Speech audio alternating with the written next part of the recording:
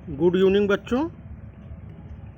आज की क्लास में हम लोग देखेंगे भारतीय संविधान के स्रोत, अर्थात भारतीय संविधान में किन किन देश के संविधान से क्या क्या लिया गया है, इसके स्रोत कहाँ से हैं, कहाँ कहाँ से इनमें तमाम बातों को आत्मसात किया गया है। भारतीय संविधान पे आरोप लगता है कि ये उधार का थैला है। कई लोग कहते हैं कि ये कैंची और गोंद का खेल है। ये सब बातें गलत हैं, ये आरोप गलत हैं।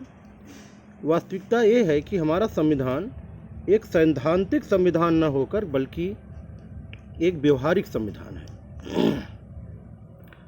तो सबसे पहले हम देखते हैं कि अमेरिका के संविधान से क्या क्या ग्रहण किया गया है। अमेरिका के संविधान से प्रस्तावना, क्योंकि अमेरिकन कॉन्स्टिट्यूशन फर्स्ट कॉन्स्टिट्यूशन है जिसमें प्रिम्बल है, तो वहाँ से प्रस्तावना ली गई है। मौलिक अधिकार लिए गए हैं। निर्वाचन मंडल, न्यायिक समीक्षा, सरकार की संघीय संरचना, राष्ट्रपति पर महाभियोग लगाने की प्रक्रिया, उपराष्ट्रपति का पद, ये सब अमेरिकी संविधान से ग्रहण किए गए हैं। इसके बाद हम आते हैं ब्रिटेन के संविधान की तरफ। तो प्यारे बच्चों, ब्रिटेन के संविधान से हमें सरकार का संसदीय स्वरूप लिया है, एकल नागरिकता का विचार, विधि निर्माण की प्रक्रिया और एकीकृत न्यायिक प्रणाली। हाँ, अमेरिकी संविधान में एक बात हम लोग नहीं उस पर जोर दे के कह पाए। यहाँ देखिए, न्यायिक पुनरावलोकन की व्यवस्था जो है भारत और अमेरिका दो ही संविधानों में है। इसको भी हमारे देश के संविधान में अमेरिका के संविधान से लिया गया है। ये जो लिखा गया है, न्यायपालिका की स्वतंत्रता और सरकार की 3 शाखाओं के बीच शक्तियों का पृथक्करण। यहाँ पे हम बहुत जोर दे के कहना चाहेंगे कि न्यायिक पुनरावलोकन की व्यवस्था जो है वो अमेरिकी संविधान से ली गई है। कहने का मतलब ये है कि संसद ने अगर किसी कानून को बनाया तो सुप्रीम कोर्ट जो है उसको पुनर्विचार करने के लिए वापस कर सकती है या उस कानून को नल एंड वॉइड घोषित कर सकती है। तो ये रही बात अमेरिकी संविधान की। हमने ब्रिटिश संविधान को देख लिया, इससे क्या लिया गया है। अब आगे चलते हैं कनाडा के संविधान की तरफ। कनाडा के संविधान से देखिए, सरकार का एक अर्धसंघीय रूप, एक मजबूत केंद्र सरकार के साथ एक संघीय प्रणाली, केंद्र और राज्य के बीच शक्तियों का वितरण, केंद्र सरकार द्वारा बरकरार रखी गई अवशिष्ट शक्तियाँ।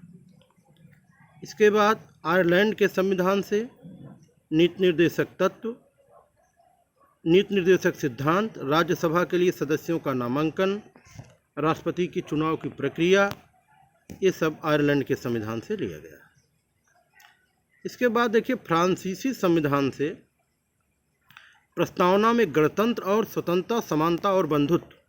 जैसा कि हम लोग जानते हैं, फ्रांसीसी क्रांति का जो वाक्य था वो क्या था, स्वतंत्रता, समानता और बंधुत्व पर आधारित थी फ्रांसीसी क्रांति। तो ये फ्रांस के संविधान से स्वतंत्रता, समानता और बंधुत्व को लिया गया है और गणतंत्र को लिया गया है।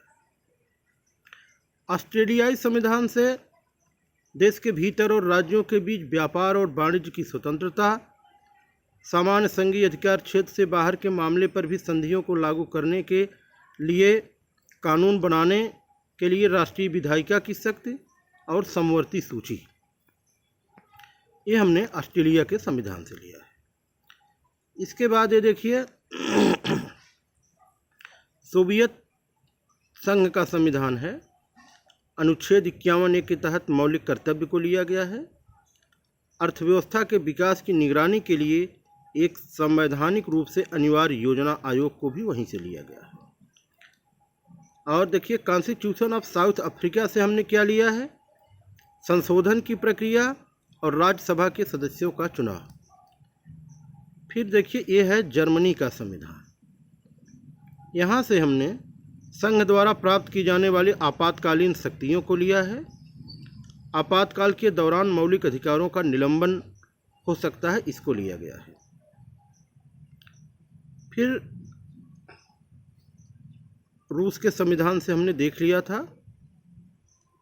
ये देखिए गवर्नमेंट ऑफ इंडिया एक्ट 1935। मित्रों, ये भारतीय संविधान का सबसे बड़ा स्रोत माना जाता है। भारत शासन अधिनियम 1935। यहाँ से एक बहुत महत्वपूर्ण क्वेश्चन यही पूछा जाता है, भारतीय संविधान का सबसे बड़ा स्रोत क्या है। तो भारतीय संविधान का सबसे बड़ा स्रोत जो है वो भारत शासन अधिनियम 1935 है। इससे क्या क्या लिया गया है देख रहे हैं आप, ये 6 चीज़ें दिख रही हैं।